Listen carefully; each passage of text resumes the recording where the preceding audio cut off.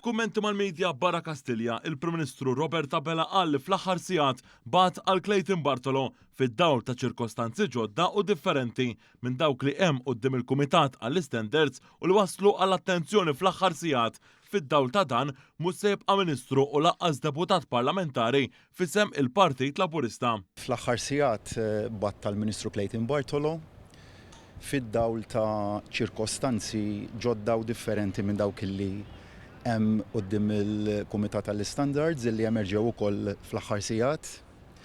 Fid-dawl ta' dak iċ-ċirkostanzi ittieħdet id-deċiżjoni li Clayton Bartolo ma jibqax jokkupa l-kariga ta' Ministru, kif ukoll ma jibqax jirrappreżenta lill-Partit Laburista bħala membru parlamentari f'isem l-istess Partit Laburista filwaqt li se jkun qed iżomm is-siġġu parlamentari.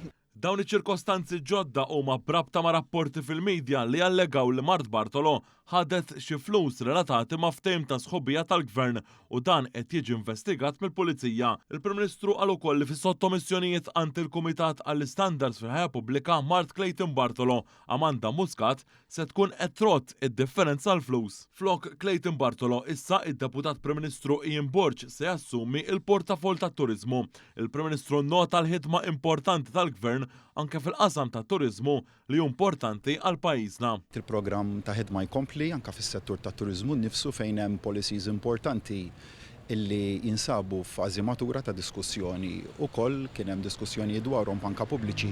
Fl-aħħar jiem issa wkoll tkun ir-responsabilità tal-Ministru l-ġdid li huwa fdat b'dan il-portafoll illi jkompli l quddiem il-proċess ta' diskussjonijiet mal-stakeholders ukoll huwa settur illi bejn wieħed u ieħor joffri terz tal-ekonomija tagħna jibqa' importanti ferm dan is-settur ukoll.